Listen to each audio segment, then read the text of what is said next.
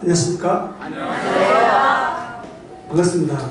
저는 서대문교회 최중태 원장입니다. 갑자기 성령수생회 하니까 굉장히 좀 떨리고요. 어떻게 뭘 먼저 시작해야 될지 갑자기 당황스러워지네요. 예, 오늘 오전하고 오후 2시간 동안에 성경 읽기에 대해서 말씀드리겠습니다. 오전 1시간은 우리는 왜 성경을 읽어야 되는가, 성경 읽기의 중요성에 대해서 말씀드릴 거고요. 오후 1시간에는 이제 지금 실제로 저희 서대문교에서 성경 읽기를 지금 하고 있는데, 그 읽기표를 연대기적으로 이렇게 만들었어요. 그렇게 해보니까 굉장히 좋더라고요. 그래서 저희 서대문교회는 지금 교회적으로는 작년에 이어 올해 2번째 지금 하고 있습니다. 그래서 그런 사례와 함께 어떻게 성경 읽기가 그렇게 만들어졌는지 오후 시간에 들으면 대략적으로 이제 신구약 성경 66권이 대강 이렇게 흘러가고 있구나, 감을 좀 잡으실 것도 같기도 하고 모르겠습니다. 예. 아무튼 부족한 저를 이곳으로 불러주셔서 감사드립니다. 먼저 생각해 봐야 될 것이 있는데, 구원의 목적에 대해서 한번 생각해 보겠습니다. 구원의 목적이 무엇일까요? 왜 하나님께서 우리를 구원하시려고 자기 아들 아끼지 않으시고 십자가에 내어 주셨을까요? 생뚱맞게 이렇게 제가 질문 드리면 갑자기 막 생각하느라고 당연한 것을 왜 질문하나 이렇게 말씀드릴 생각할 수도 있겠는데요. 굉장히 의미가 이거 중요합니다. 왜 하나님께서 인간을 구원하셨을까? 저는 사실 먼저 제 소개를 잠깐 말씀드리면, 저는 원래는 이제 사천진리교회라고 강원도 강릉 사천진리교회에서 고등학교 때 예수님을 개인 구주로 믿고 그다음에 그해 겨울에 침례받고 지금까지 모임 생활을 해오고 있습니다. 그래서 81년도부터 지금까지니까요, 거의 첫 교회 생활을 한 게 모임이고요. 모임 안에서 지금까지 34년 이상 생활해 오고 있습니다. 그리고 서대문교회에서는 거의 30년 정도 됐는데, 정식적으로 이제 청구받아서 서대문교회 생활한 지는 만 25년 정도 되고 있습니다. 오랫동안 신앙생활을 해 왔지만 이걸 잘 몰랐어요. 한지 얼마 안 돼요. 그 전에 우리가 출애굽의 목적을 좀 생각해 볼 필요가 있습니다. 구약의 이스라엘 민족을 우리가 잘 생각해 보면 신약교회 성도들 왜 하나님께서 교회를 자신의 피로 사셨잖아요. 그래서 왜 신약교회를 이제 하나님께서 이렇게 피로 어쩌면 이제 새롭게 창조를 하셨는데 왜 그렇게 하셨을까? 구약의 이스라엘을 우리가 잘 알 필요가 있는데요.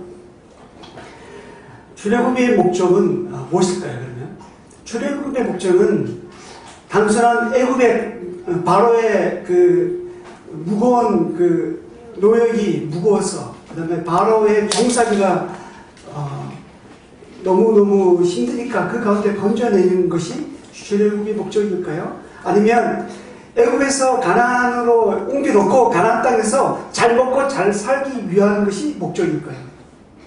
왜 애굽에서 잘 먹고 잘 살고 있는데 왜 하나님께서 모세를 통해서 이스라엘 백성들을 그 가운데서 뽑아내서 가나안 땅에 심었을까요?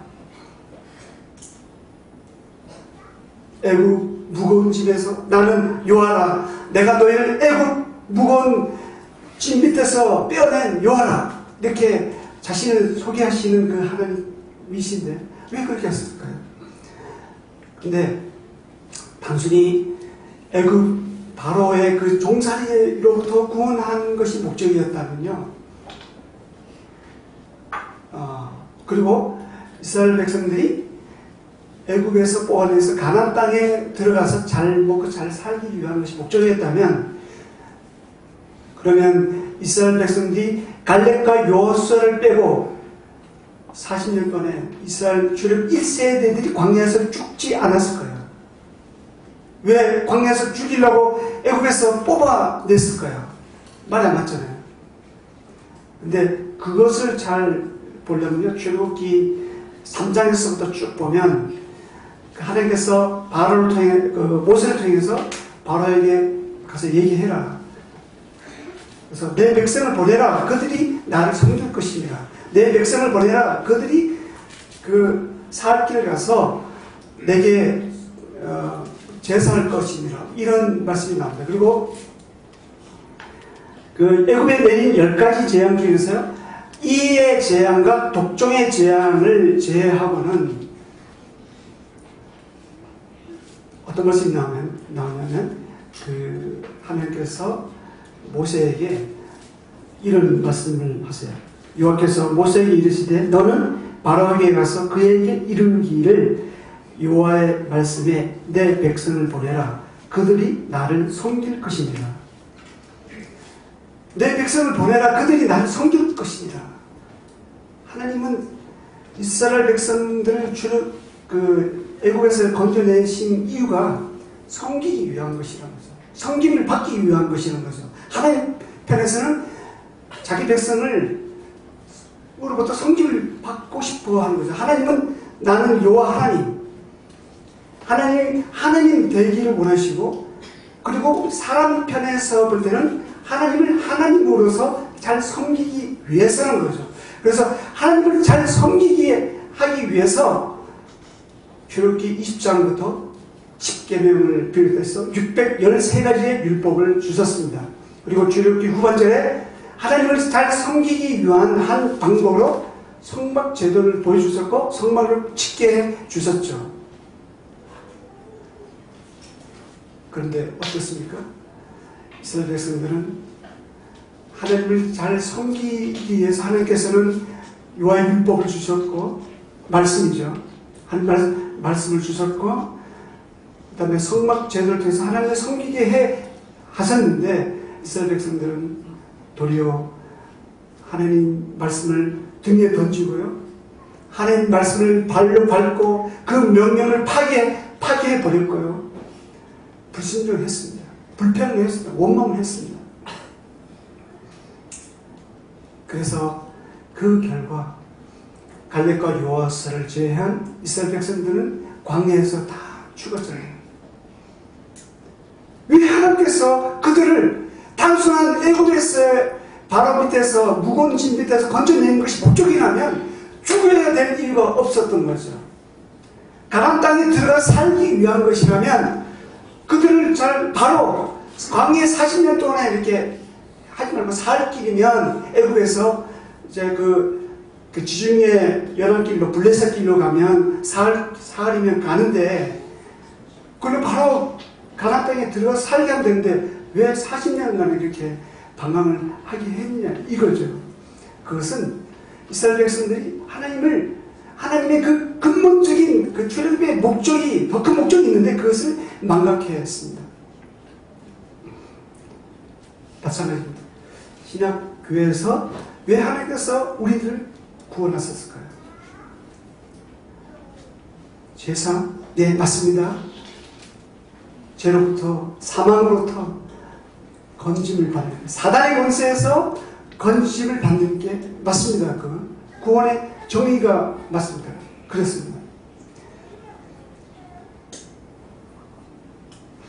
우리는 단순한 제사를 위해서 우리를 구원했었을까요? 아니면 지옥 정말 가기 싫은 어떤 대가를 치더라도 갈 곳이 못 되는 그 지옥, 거기서 건져내서 우리를 그 좋은 천국으로 데려가기 위해서 우리를 구원하셨을까요?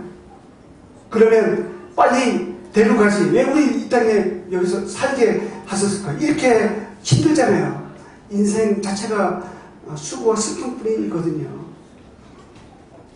그 좋은 천국, 우리를 구원하자마자 딱 데려갈 수 있는데 왜 우리를 이렇게 이런 광야 같은 이 세상에 살게 하셨을까요?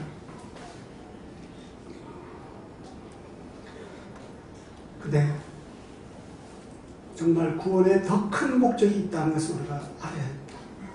그 목적은요, 저는 성경을 쭉 보면서 5가지로 정리했는데, 뭐 닉 워렌 목사의 목적이 이끄는 뭐 삶에서 발췌한 것은 아니고, 제가 딱 보니까 5가지로 함축이 되더라고요. 그건 다 말씀드릴 수 없고, 그 중에 첫 번째 목적이 있습니다. 뭐냐면 하나님과의 사귐입니다.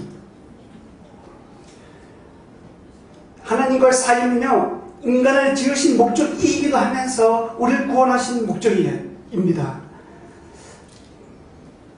창세기, 우리가 잘 알죠? 창세기 1장 27절에 보면 하나님이 자기 형상 곧 하나님의 형상대로 사람을 창조하시되 남자와 여자를 창조하시고, 이런 말씀이 나오잖아요. 왜 하나님께서 자기 형상, 하나님의 형상대로 우리를 만드셨을까요? 뭐냐면 자기 형상, 하나님의 형상이라면 자기를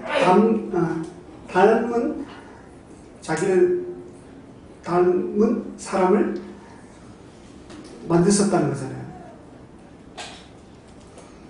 그것은요, 바로 우리를 지으신 목적이 우리를 로봇처럼 아니면 어떤 이렇게 관상용으로 만드신 것이 아니라 우리를 지으신 목적이 바로 자신과 교제의 대상으로, 사랑의 대상으로, 관계를 이어갈 대상, 나눌 대상으로 우리를 지으셨다는 거죠. 그러니까 사실 하나님, 이 삼위의 하나님 스스로도요, 충분히 사랑을, 깊은 사랑 가운데 있었어요. 성부 하나님, 성자 하나님, 성령 하나님은요, 창세 전부터 계셨어요. 그래서 이 삼위의 하나님은 서로 간에 친밀한 사랑이 너무너무 잘 이루어지고 있었어요. 그런데 너무너무 사랑이 많으시다 보니까 자기를 닮은 사람을 만드신 거예요. 남녀의 관계도 마찬가지죠. 남자와 여자가 사랑을 하면 어때요? 처음에는 이제 떨어져서 이렇게 교제하고 연애하다가 이제 안 되겠다 싶으면 같이 살잖아요. 그게 결혼이거든요. 그래서 둘이 서로 사랑하면서 그 사랑의 열매가 자녀잖아요. 자녀. 왜 자녀를 낳습니까? 자녀를 낳는 것은 관계의 대상, 교제의 대상, 사귐의 대상으로 자녀를 낳는 거잖아요.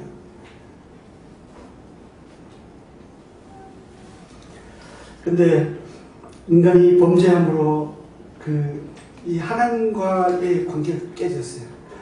원래 하나님의 의도는 하나님 자신과 우리 인간이 서로 긴밀하게 이 관계를 맺고 사귐을 갖고 친밀한 이 교제 속에 인격적인 그런 사귐 가운데 거하기를 원했었는데, 아담과 하와의 범죄함으로 인해서 그 관계는 깨어졌죠. 죄는 항상 관계를 깨뜨립니다. 첫째, 하나님과의 관계를 깨뜨리고, 그 다음에 이웃과의 관계를 깨뜨리고, 내 자신이 스스로 내 자신에 대한 관계를 깨뜨리죠. 죄는 항상 관계를 깨뜨리는 세력입니다. 폭군과 같아요. 용서가 없어요. 굉장히 무자비합니다. 근데 그래서 이 관계를 회복하기 위해서 하나님 분수에게 독생하신 아들 예수 그리스도가 이 땅에 내려오셨거든요. 그래서 십자가의 죽으심으로, 그래서 그 하나님과 인간 사이에 막혔던 그 담이 허물어지고 온수되었던 우리가 이제 예수 그리스도란 이 화목 제물로 인해서 하나님과 인간 사이에 이 관계가 회복된 것이죠. 그래서 예수님의 십자가 사역을 통해서 관계가 회복된 거예요. 이것은 뭐냐면 다시금 하나님과 인간 사이의 이 사랑의 관계, 사귐의 관계, 교제의 관계가 다시 이루어진 거죠. 이 하나님과의 사귐은 요한일서를 보면 요한일서를 기록한 목적이기도 합니다. 요한일서의 핵심 단어는 이제 하나님과의 사귐인데요. 사귐인데 이게 요한일서 기록할 당시에는 초기 영지주의의 위협을 교회가 받고 있었어요. 그래서 이 영지주의는 이제 1세기, 2세기 때 이제 굉장히 활발했었는데 이제 그 1세기 후반에 영지주의가 이제 태동하면서 굉장히 교회를 이어받고 있었는데 이것은 뭐냐면 영은 선하고 육은 악하기 때문에 육체로 어떤 죄를 짓더라도 이 영을 오염시킬 수 없다. 이 거룩한 영을 이제 더럽힐 수 없다. 이렇게 생각했어요. 그래서 육체로 짓는 죄를 대수롭지 않게 생각했어요.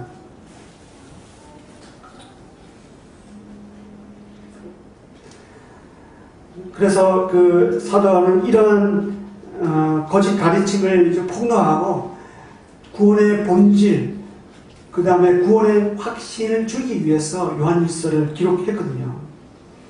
요한일서 1장만 보겠습니다. 제가 사실 어떻게 보면 4시간에 할 분량을 오전에 1시간, 오후에 2시간 하기 때문에 말이 좀 빠를 거고요. 좀 잘 들으시면 좋겠습니다. 요한일서 1장.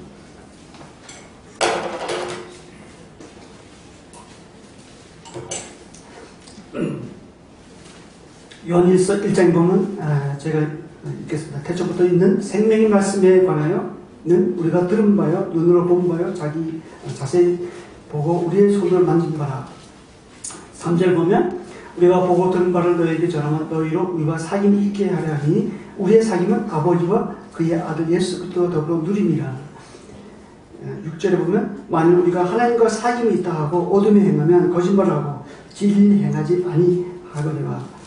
그다음에 한 장 넘기셔서 2장 4절에 보면 그를 아노라고 그의 계명을 지키지 아니한 자는 거짓말하는 자요 진리가 그속에 있지 아니니라.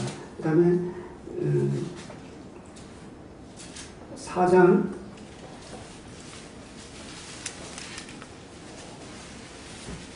20절에 보면 누구든지 하나님을 사랑하노라 하고 그 형제를 미워하면 이는 거짓말하는 자니 이렇게 쭉 나오는데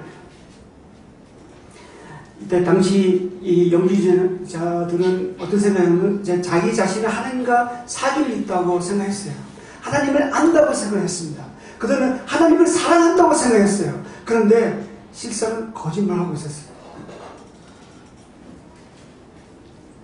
영은 굉장히 영적이었어요. 이 사람들이 우리가 보기에 완전 육신적처럼 보이지만 그렇지 않았어요. 겉으로 보기엔 굉장히 희력해 보였고 영적으로 보였어요. 겉으로 보기에는.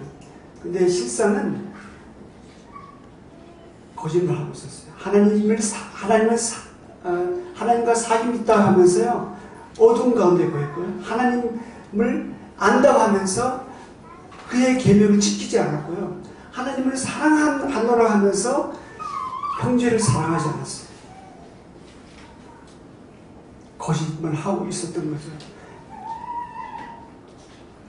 그래서 사도 요한은 그것이 아니다. 하나님께서 우리를 구원한 목적이 그것이 아니다. 하나님과 사귐이다. 그것을 지금 말씀해 주고 있는 거예요. 그런 맥락에서 사도 요한은 요한복음 17장 3절에 보면 영생은 곧 유일하신 참 하나님과 그가 보내신 자 예수 그리스도를 아는 것이니라. 이렇게 나오고 있는데 여기서 우리가 영생이라면 죽어서 가는 어떤 극락, 무릉도원과 같은 그런 생각을 할 수가 있는데 실상은 요한이 얘기하고자 하는 이 영생은 뭐냐면요. 참 하나님과 그가 보내신 예수 그리스도를 아는 것. 이 아는 것은 뭐냐면 경험적으로 아는 것이거든요. 성경에는 언제나 아는 것이라고 할 때는 경험적으로 아는 것을 이야기합니다. 어떤 지적으로 우리가 알고 있는 것하고 달라요. 이것은 뭐라고 다른 말로 바꾸면 영생은 곧 하나님과 그가 보내신 아들 예수 그리스도와의 사귐이라는 거예요. 사귐. 영생은 곧 사귐이다. 근데 무엇으로 그 사귈 수 있는가? 그것이 이제 문제죠.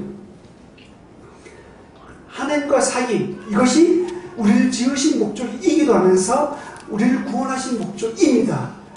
우리를 하나님과의 관계를, 그렇게 해서 예수님이 십자가를 통해서 우리를 그 하나님과 박혀있던 이 깨어졌던 이 관계를 회복시켜 준 거예요.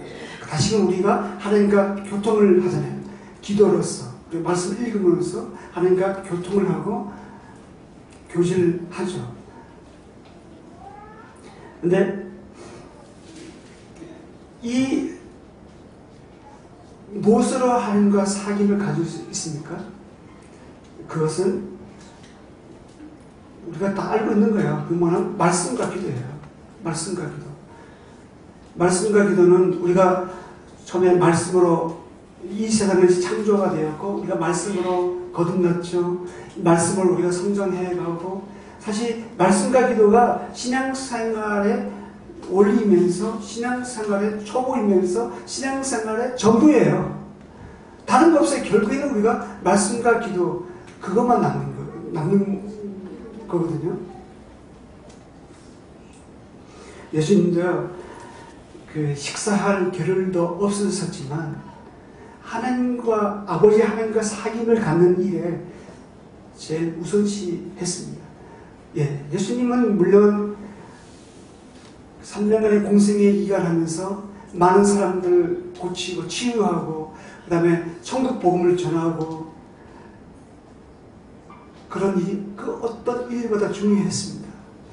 그런 일을 위해서 이 땅에 내려오셨어요. 그런데 그거 못지않게 더 중요한 것이 뭐냐면 아버지와 이 사귐이에요.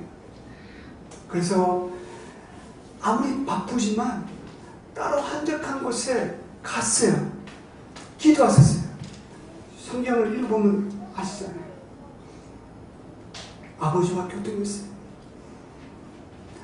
아버지 하나님과 아버지와 이 아들과 긴밀한 단둘의 시간, 아무도 간섭받지 않는 그 시간.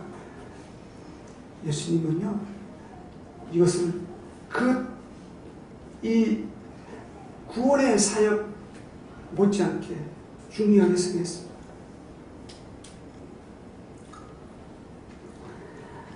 누가복음 22장 39절을 보면 뭐 성경에 많이 나와 있어요. 근데 누가복음 22장 39절을 보면 제가 대표적으로 두 가지를 보겠습니다. 누가복음 22장 39절 한번 볼까요? 누가복음 22장 39절. 다 함께 읽어보겠습니다.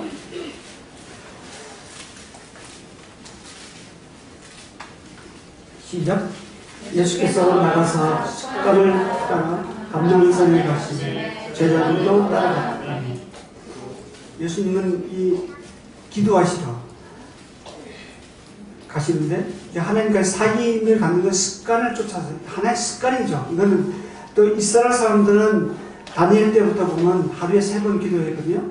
아침 9시, 12시, 오후 3시 하루에 3번 계속 기도했었고 그 다음에 베드로와 요한이 사도행전을 보면 성전 미문에 이제 들어갈 때 기도하러 이제 가다가 성전 미문에 안전뱅이를 고쳤잖아요. 그리고 그 사도행전을 보면 바울은 빌립보 교회에서 기도하는 그 처소를 찾으러 다녔어요. 어디에 가든지 바울도 하나님과의 사귐을 갖는 시간을 제일 먼저 어디 가든지 제일 먼저 확보를 했던 거예요. 예수님은 하나님과 아버지와 사귐을 갖는 것은 하나의 생활이었어요. 그냥 그 삶이었어요. 그 자체가 뭐 그냥 특별히 우리가 뭐 힘쓰고 그냥 그 자체는 그분 자체였어요. 그것이. 누가복음 4장 16절을 한번 보겠습니다.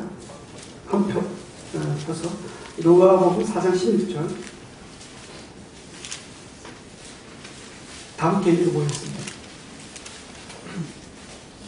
시작. 예수께서 그 자라나신 곳 나사렛에 이르사 안식일에 늘 하시던 대로 회당에 들어가서 성경을 읽으러 서시매. 예. 이때 당시에는 지금 오늘날 우리가 출판업이 인쇄술이 발달해갖고 성경책을 하나씩 다 들고 있고 집에 가면 뭐 여러 개 있잖아요. 그런데 이때 당시는 성경이 그렇게 일일이 필사해야 되기 때문에 양도 엄청 죽어야 되고 1년 내내 써야 되고 그렇게 하기 때문에 귀했어요. 그래서 회당에 가야지만 성경을 접할 수가 있었어요. 그래서 예수님도 늘 하시던 대로, 이건 뭐냐면 습관이에요. 습관.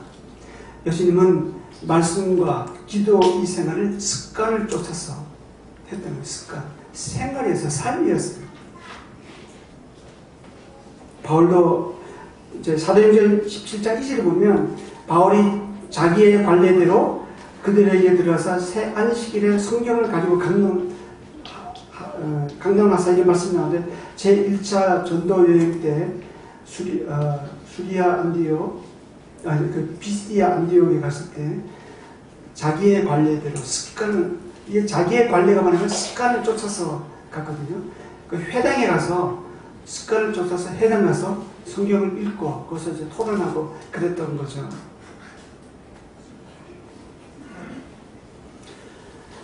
그래서 우리는 말씀과 기도로서 하나님과 깊은 사귐을 가질 수가 있습니다.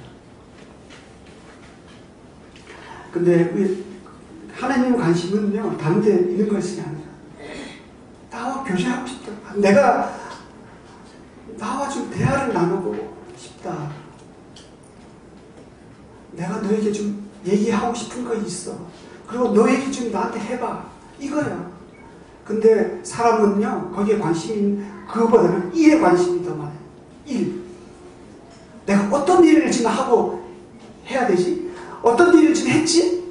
내가 지금 무엇을 해야 되지? 앞으로 뭘 해야 되지? 사람들의 관심이에요. 하나님은 관심이 그게 아니에요. 뭘 해도 관계없어요. 우리가 어디에 있든지 누구 만나든지 그거는 우리의 관심이지 하나님의 관심 그게 아닙니다.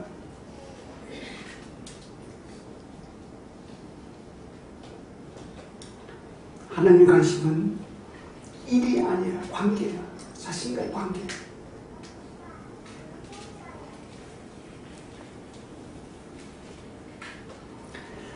근데 의외로 우리가 성경을 안 읽어요. 알면서도 안 읽어요. 의외로. 성남시 정계에는 뭐 잘 읽는 걸로 제가 알고 있고, 홈페이지 가보니까 성경 읽기표도 여러 개 이렇게 올려놓고, 그래서 본인이 되어 있는 교회로 제가 알고 있습니다. 근데 제가 일일이 다 조사할 수가 없기 때문에 인터넷에 들어서 자료를 한번 조사해 봤는데요. 미국에 보니까 기독교 여론 설문조사 기관 이제 라이프 웨이 리서치라는 데가 있는데 거기서 성경 읽기라는 주제로 미국 전역 개신교 2,930명 대상으로 온라인 설문조사를 했습니다. 그 결과 어떻게 나왔냐면 19%가 매일 1년간 나왔고요. 26%가 한 주에 몇 번, 14%가 일주일에 한 번, 22%가 한 달에 한 번 정도 그렇게 1년간 나와 있습니다. 그에 반면에 한편 이제 나는 내가 할 수 있는 모든 방식으로 예수를 경외하고 그를 즐겁게 하고자 하는 욕구를 가지고 있다. 이 그 응답에는요 90%가 그렇다. 반면에 3%가 거기에 동의 안 했어요. 좀 반대죠. 근데 한국에는 그런 이런 조사가 없는가 찾아봤는데 한 10년 됐는데 2004년에 한국갤럽에서 만 18세 이상 한국 성인 남녀 1,500명 대상으로 가구 방문을 했습니다. 1대1 개별 면접을 했는데 성경을 얼마나 자주 읽고 있는가. 의외로 34%가 전혀 안 읽고 있다고 조사되고요. 39.1%가 가끔 생각날 때마다 읽는다고 했고요. 9.3%가 매주 한 번, 11.4%가 매일 읽는다. 그렇게 조사됐습니다. 그 다음에 2008년 갓피플에서 네티즌 상대로 해서요. 성경 말씀 얼마나 열심히 읽으셨나요? 응답자 710명 중에서 43%가 성경 통독 해본 적이 없다. 성경 한 번도 안 읽어봤다. 이렇게 조사가 됐습니다. 이것은 뭡니까? 조사 정리해보면 10%에서 20% 사이가 매일 꾸준히 읽는다. 조사됐고, 그 다음에 3분의 1 정도가 가끔 읽는다. 그리고 3분의 1 정도가 전혀 안 읽는다. 이렇게 조사가 됐습니다. 반면에 신자 대부분이 예수 그리스도를 알고 싶어하고 영적으로 성장하고 싶어하고 배우고 싶어하고 그런 욕구는 90% 이상 된다는 거예요. 근데 그렇게 그런 욕구가 굉장히 강한 반면에 영적 성장을 위해서 진짜 성경을 읽는데 시간을 들이지 않는다는 거예요.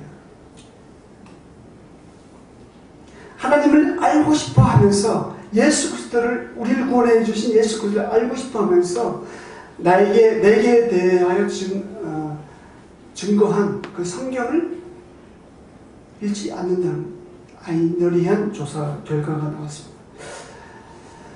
실제로 저도요, 제가 그랬어요. 멀리 찾아볼 것이 아니라 처음에 10년 넘도록 성경을 한 번도 안 읽고요. 교회 열심히 했어요. 성경 안 읽고, 성경을 읽지 않고 우리가 봉사할 수 있습니다. 가르칠 수가 있어요. 뭐든지 다 할 수가 있습니다. 근데 그것이 뭐가 문제입니까? 그렇게 할 수 있는데 하나님과 관계없는 거예요. 그거는 하나님께서 하신 게 아니라 내가 하는 거예요. 그건 유기한 거예요. 육.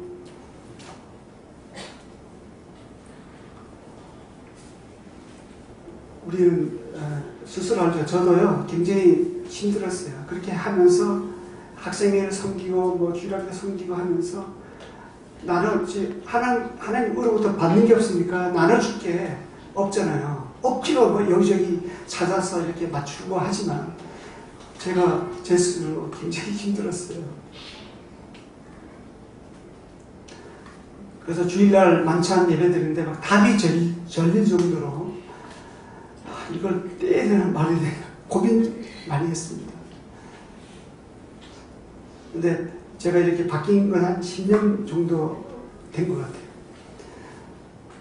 34년 모임상을 했지만 정말 힘들게 생각했어요. 집안에 있는 큰 아들과 같은 생각을 했던 것 같아요.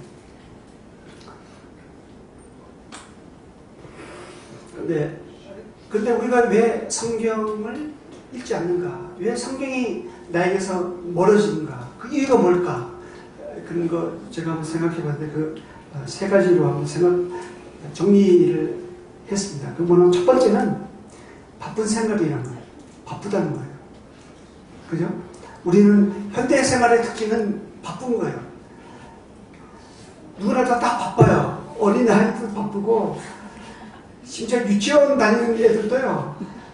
왜 이렇게 바쁜지 어디 이렇게 얘기하면 자기도 바쁘다 그런 얘기예요. 정말 바빠요. 이 가족끼리 앉아서 식사할 시간도 없잖아요. 딱 각자 생활이 있으니까. 학교 생활도 그렇고 직장 생활도 그렇죠. 회사에서 그냥 월급 주지 않잖아요. 최대한 부려먹잖아요. 미친 듯이 바빠요. 바빠서 성경 읽을 시간이 없어요. 그런데 정말 우리가 하나님 앞에 갔을 때 하나님께서 이렇게 예수님께서 이렇게 물으실 거야. 얘야, 너는 내게 대하여 기록한 그 성경을 한 번이라도 읽고 왔느냐? 이렇게 질문하면 주님 좀 바빠서요.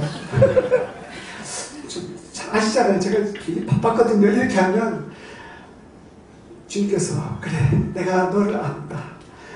착하고 중생동주가 얼마나 이 세상에 먹고 살라고 힘들었겠냐. 그래서 그 눈물을 닦아줄까요? 하나님은 우리에게 360일 하루 24시간을 주신 것은 우리가 성경을 읽을 수 있는 충분한 시간을 주신 거예요. 바쁜 것은 사실 어떻게 보면 하나님의 핑계가 안 돼요. 사실 바쁜 것보다는 우리가 성경이 멀어지는 두 번째 이유는 뭐냐면 마음이 없기 때문이에요.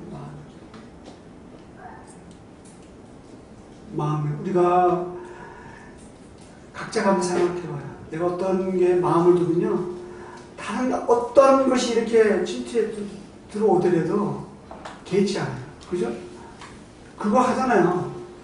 내가 중요한. 그래서 우리는 사람은 최고의 이게 더 가치 있다고 생각하면 그걸 선택하게끔 되어 있거든요. 우리는 왜 여기 앉아있느냐면 이곳이 앉아있는 것이 더 중요한 가치가 있기 때문에 앉아있는 거거든요. 등산이 더 좋은 가치 있으면 등산 가죠. 낚시 가든지 아니면 다른 데 놀러 가든지 학교 도산 가든지 그래 하겠죠. 근데 우리가 여기 앉아있는 것은 하나님께 예배하고 또 말씀 듣고 이게 우리의 삶의 첫 번째이기 때문에 이렇게 앉아있는 거거든요.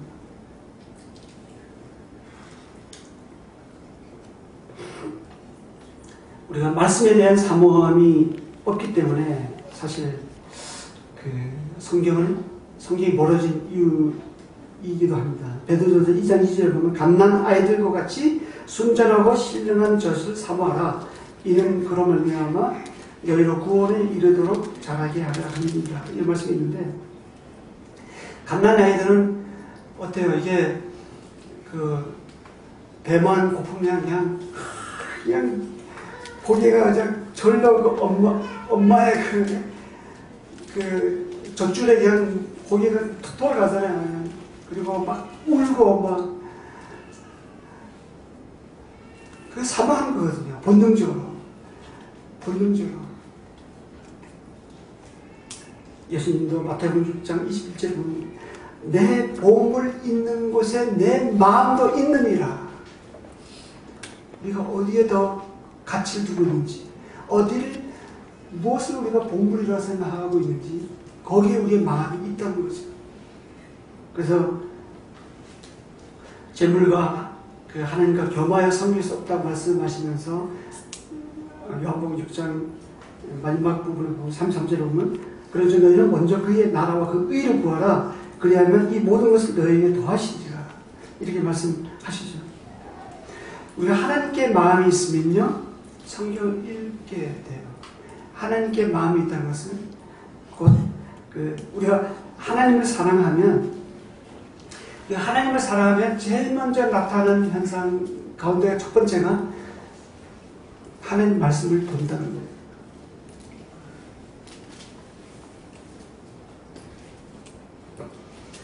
우리가 누군가 사랑하면요 놀라운 에너지가 생기잖아요. 그죠?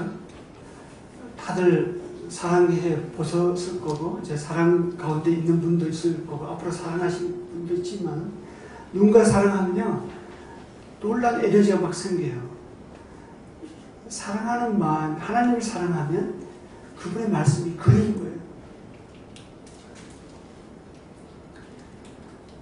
그래서 이게 성경은 하나님의 러브레터잖아요. 사랑의 편지거든요. 그래서 우리가 누군가 사랑하면 연애 편지를 받게 되면 그냥 사사라이 넘어가지는 않거든요. 다 읽고 행간과 여백과 왜 이게 끝에 마침표를 안 찍었지? 다 찍었는데 요걸 안 찍었어요. 왜 안 찍었지? 다 그냥 넘어가지 않거든요. 그리고 얼마 전에 이제 저희 어느 40 넘은 어느 노총각 형제님이 저한테 상담하면서 이제 어느 자매님하고 이렇게 좀 이제 몇 번 만났는데 이제 카톡으로 주고받았어요. 그래서 저한테 또 보여주는 거예요. 형제님 이게 무슨 뜻이죠? 그걸 내가 다 이거 무슨 뜻이죠? 왜 이거를 이렇게 한 줄 안 쓰고 밑에 이렇게 내려쓰셨죠? 그리고 중간에 바로 안 읽고 한 두 칸 정도 띄고 이렇게 있는데 왜 이걸 점점점 찍었죠? 이게 무슨 뜻이죠? 예서론이 넘어가는 법이 없거든요. 연애편지. 하나님께서 우리에게 주신 연애편지는 사랑의 편지. 하나님은 우리를 너무너무 사랑하시는데 우리는 그 하나님을 사랑하는 그 마음에 조금이라도 반응한다면 하나님이 이 사랑의 편지를 어떻게 이게 사실 우리가 다 안다고 생각하지만 읽어보면 또 새로운 것이 없고 이렇게 하나님께서 나를 사랑하시는가 너무 감격하고 그런 거거든요. 그래서 하나님 사랑하는 그 마음이 우리가 여기 갈 수밖에 없는 거예요. 이거에 다 좋아요. 근데 하나님 사랑하는 마음도 생기고 다 좋아요. 다 생기고 하는데 이제 성경을 읽어요. 읽는데 세 번째 성경이 벌어진 이유 세 번째는 뭐냐면 이 성경이 좋아요. 다 하나님 사랑을 해서 다 읽어요. 근데 읽는데 읽어봐도 무슨 뜻인지 모르겠어요. 좀 어려워요. 그죠? 사도행전에 보면 왜 이렇게 지명이 많지? 이게 말뜻은 쉬워요. 근데 지명들, 이름들이 많으니까, 도통 무슨 말인지 모르겠어요. 그 말이 그 말 같고. 구약에 봐도 그렇잖아요. 구약에 보면, 내 위기에 가면, 내 위기를 막고, 또, 멸망기에 가면 왜 이렇게 왕들이 많고, 죽고 살고 죽고, 그 말이 그거 같고, 또, 선지서들은 맨날 뭐, 돌아오라 회개하라 하는데, 뭘, 어디서 돌아가야 돼? 왜, 똑같은 말 같은데 왜 이런 얘기하는지 내용이 어려운 거예요. 근데 사실 성경이 굉장히 고우잖아요. 고우. 우리가 조선 이제 고대 시대 고구려 시 한 편을 제가 지금 소개시켜 드린다면 금방 우리가 뭐 전에 배운 분들은 저거 그때 내가 들어서 이렇게 이해되시겠지만 처음 제가 소개한 시라면 모를 거예요. 별도로 설명을 해줘야지 알 수가 있는데, 근데 이 성경 신기하게도 설명이 없어도 딱 보면 다 이해돼요. 글씨를 읽을 수 있는 분이 다 이해되고, 글씨를 못 읽더라도 그냥 누가 읽어주기만 하면 다 좀 이해되는 것 같아요. 그죠? 근데 사실 시간적, 역사적, 문화적, 언어적 굉장히 큰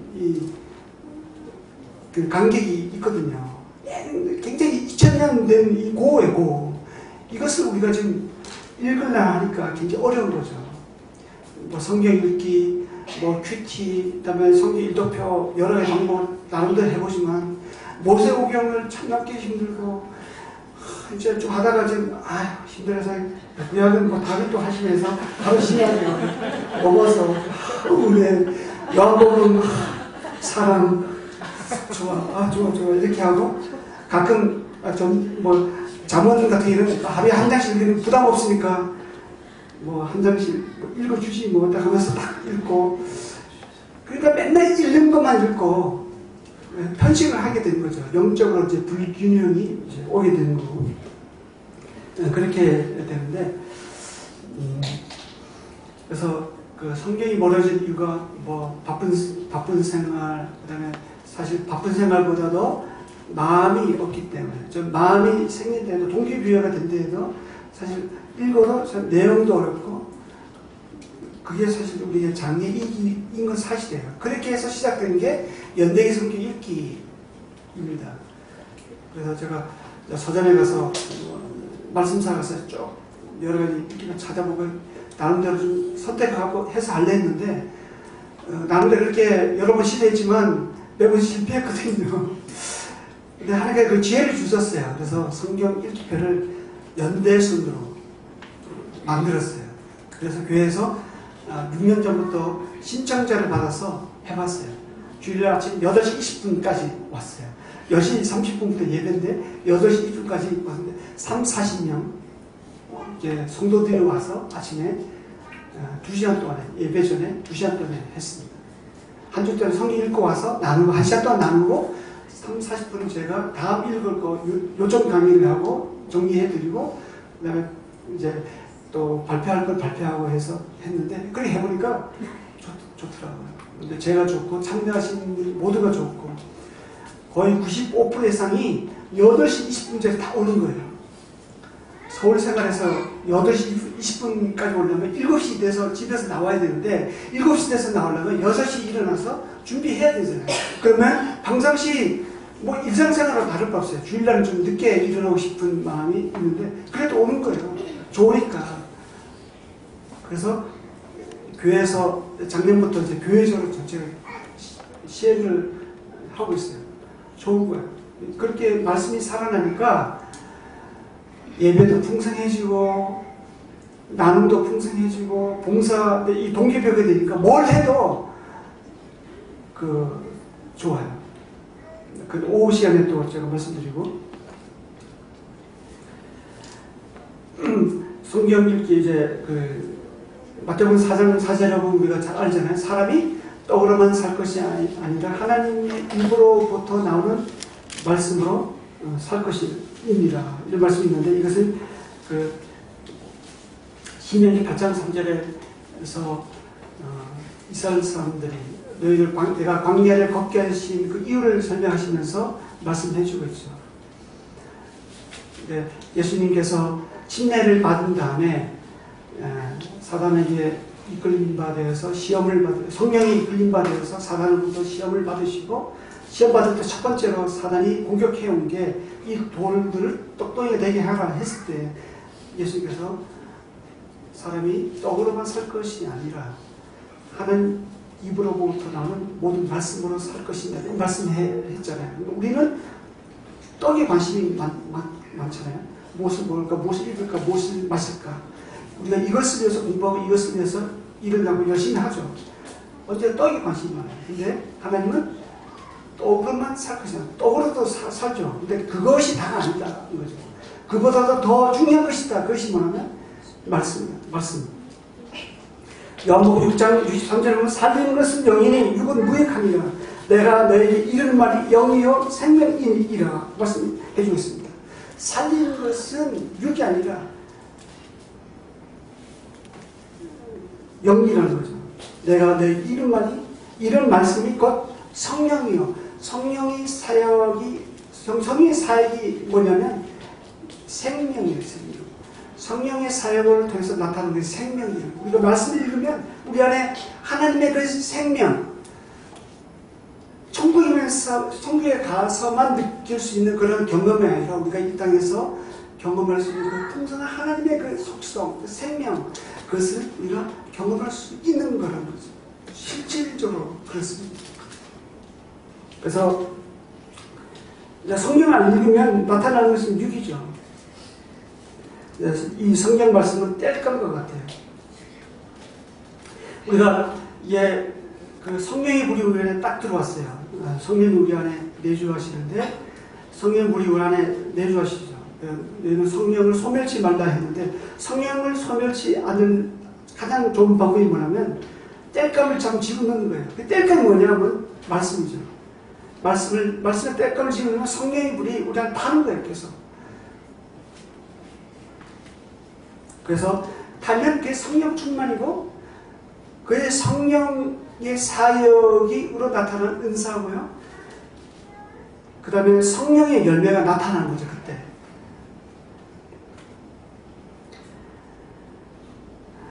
그리고 출애굽기 30장 36절이나 출애굽기 25장 22절을 보면 성경은 이 속죄서 언약궤와 같은 거예요.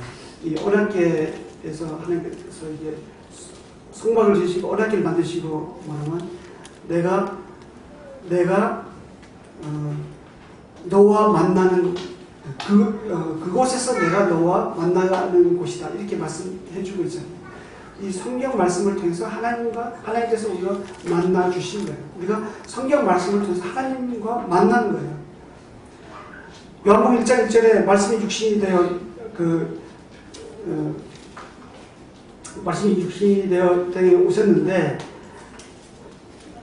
태초에 말씀이 계시는 이 말씀이 하나님과 계시신 이 말씀은 곧 하나님이시니라고 하셨어요. 이 성경이 곧 하나님이시고, 이 성경이 곧 빛이시고 이 성경이 곧 예수 그리스도 자체이신 거죠. 결국 남는 것은 하나님과의 관계된 삶이다. 사귐다는 거죠. 이 세상의 정욕도 그 이생의 자랑도 다 사라지지만 결국 우리가 무엇을 가지고 하나님께 나아갈 수 하나님으로 가져갈 것이 있다는 것을 말하면 성경 말씀과 기도로 관계된 그 삶을 가지고 하나님께 나아갈 것입니다. 고린도전서 3장에 봐도 그 예수 그리스도의 터 위에 너희는 금으로 짓고 어떤 사람은 금으로 짓고 어떤 은, 보석, 나무, 집으로 집을 짓는데 공력이 불타면 이제 공력이 이제 그날에 나타날 것인데 불이 타면 나무, 집 뭐 그런 거 다 없어지는데 결국 남는 것은 불에 타지 않는 그런 보석들이잖아요. 그것이 말하면 보석과 같은 것이 말씀과 관계된 우리의 삶이라는 거죠. 마지막으로 시편 119편 81절 하고 이제 누가복음 5장 말씀 보고 마치겠는데요. 3분 내로 정리하겠습니다. 시편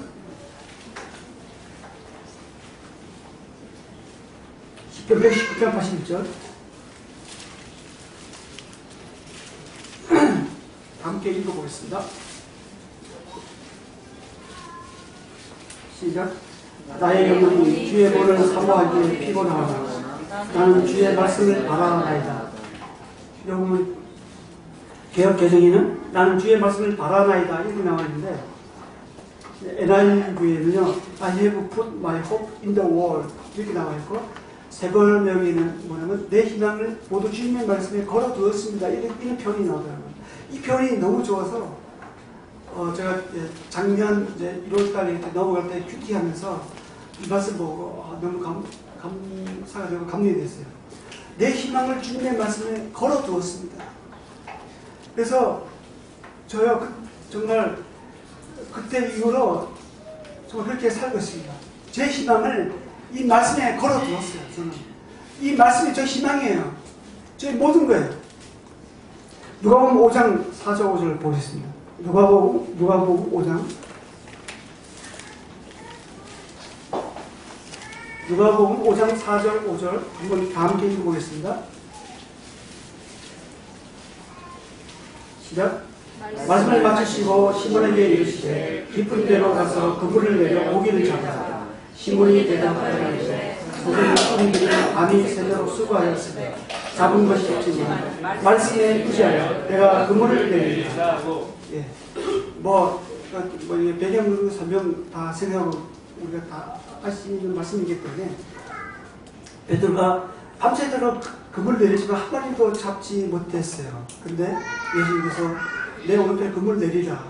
물론 베드로는 도저히 자기 경험으로는 맞지 않았지만 자기의 그런 이성적인 판단과 자기의 경험과 자기 모든 것을 동원해도 어떤 어부성설이었지만 그걸 다 제껴두고 말씀에 의지하여 그물을 내렸잖아요. 말씀에 의지하여가 이만하면 하나님 말씀에 희망을 거는 거예요. 하나님의 말씀에 희망을 걸면 말씀에 의지하면 이게 같은 말인데 하나님 말씀에 희망을 걸면 그때 기적이 일어나고요. 하나님 말씀에 희망을 걸면 그때 놀라운 일이 일어납니다. 하나님 말씀에 희망을 걸면 그때 하나님께서 정말 놀라운 일을 우리를 통해서 이루어 가신 거예요. 우리가 한 것이 아니라 하나님께서 우리를 통해서 이루어 가신 것을 우리가 목격하게 되는 거예요. 하나님의 그 살아계시는 그 현장을 우리 스스로 그 목격을 하는 거라는 거죠. 그래서 구원의 결론적으로 말씀드리면 구원의 목적은 하나님께서 우리를 구원하신 목적은 단순히 제사함도 아니고 우리를 지옥 안 가고 천국에 데려가는 것도 아니고 하나님과 사귐이라는 거예요. 하나님과 교제를 하는 거예요. 하나님과 관계를 맺는 거예요. 그것은 어떻게 가능하냐면 말씀과 기도인데 기도도 중요합니다만 기도보다 우선되어야 될 게 말씀이에요. 말씀이 먼저 돼야지 기도가 되는 거예요. 기도는 말씀으로 하는 것이 기도거든요. 내가 원하는 것을 구하는 것이 기도가 아니에요. 그건 나의 바람이지. 아버지의 원을 우리가 구하는 게 기도예요. 그러면 하나님께서 우리가 원하는 것은 하나님께서 알아요. 우리가 아버지 원하는 것을 구하면요, 하나님께서 우리가 원하는 것을 덤으로 줘요. 구하지 않는 다른 걸 줘요. 솔로몬이 그랬잖아요.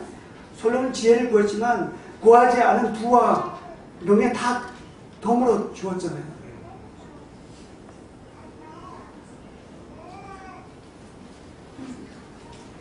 하나님은 우리와 관계를 맺고 싶어요. 교제를 하고 싶어요. 그것도 신비하게 매일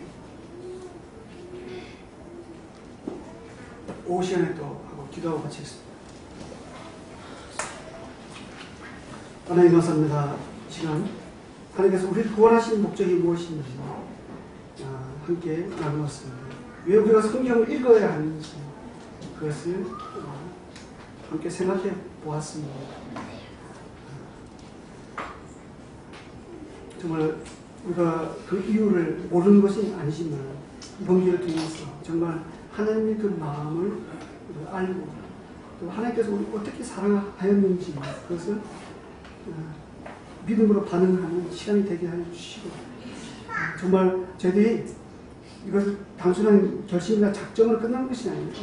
예수님처럼 바울처럼 제자들처럼 이것이 나의 삶이 되고 습관이 되고 나의 전부가 되어서 정말 하나님 앞에 가서 바쁘다는 핑계가 안 되고 정말 정말 하나님 말씀을 먼저 했더니 내가 바쁜 거 내가 하지 않아도 다 해결됐다는 그 간증이 우리 가운데 나오게 하여 주옵소서.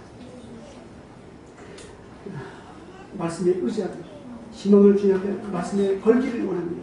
걸겠습니다. 주님 도우소서. 예수 이름으로 기도드립니다. 아멘.